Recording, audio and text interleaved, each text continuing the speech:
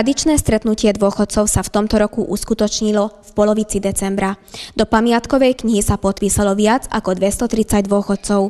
Zo slávnostného prejavu starostu sme sa dozvedeli, že podľa štatistiky je viac než 270 dôchodcov nad 70 rokov a najstarší občan má 94 rokov. Za normálnych okolností komunita takisto chráni starších ľudí ako rodina, pretože práve im vďačíme za miesto, kde žijeme, za jazyk, ktorým hovoríme a za ich užitočné rady.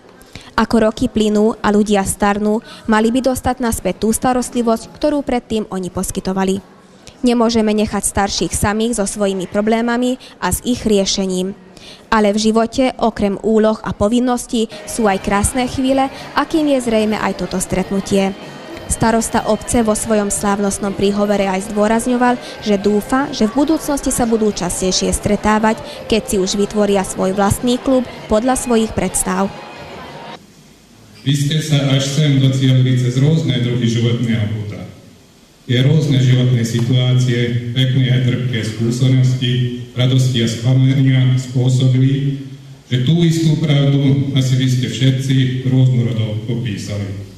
My, mladšia generácia, ale presne to potrebujeme, aby ste nás zasvietili do najväčšieho množstva tajomstiev, aby sme mohli využiť vaše múdrosti, ktoré ste získali pomocou vašich životných skúseností. Do minuloročnú stretávku opustil trošku skôr, prišiel zážitok ozajstnej zábavy.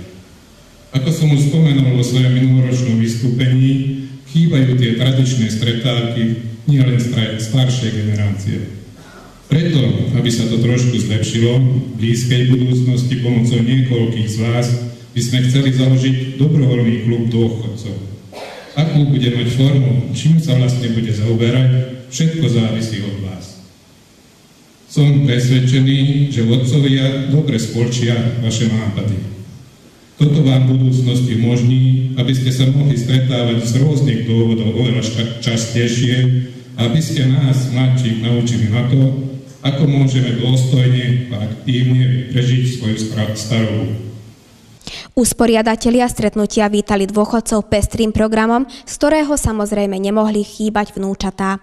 Je dôležité, aby starí rodičia boli prítomní, keď do rodiny prichádzajú noví členovia, teda vnúčatá, pre ktorých najlepším spojencom sú práve starí rodičia. Po milých veršoch a piesnach nasledoval spevácky súbor Nostalgia z Hronoviec a so svojimi obľúbenými, staršími, ale známymi hitmi vyčarili tú pravú atmosféru pre zábavu. Prípravy na stretnutie boli aj v tomto roku veľké, totiž tanečná skupina No Comment za svoj vznik vďačí práve dôchodcom. Pred rokom sa zrodila myšlienka, aby sme pozvali do tanca našich dôchodcov. Z príležitosti 1. výročia sa aj poďakujeme za vašu indíciu. Očakávania tanečnej skupiny sa splnili, vyčarili sme úsmev na vašich tvárach a po niektorí si aj zaspievali. V tomto roku sme pozvali medzi seba aj 3 dôchodkyne, no nie náhodou, ale aby sme zacielili, že o rok dôchodcovia budú zabávať dôchodcov. V tomto smere zbadať aj pozitívne znaky, keďže ženy s radosťou nosili na výstavu ručné práce, vyhotovené rôznou technikou, ktoré sú umiestnené v slávnostnej sieni.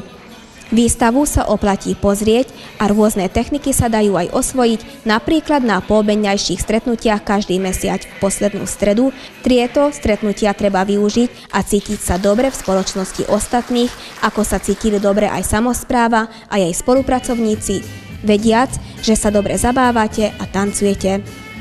Ďakujeme vám, že ste prijali naše pozvanie. V rubrike Bez komentára vám poskytneme zábery z pestrého programu tohto stretnutia.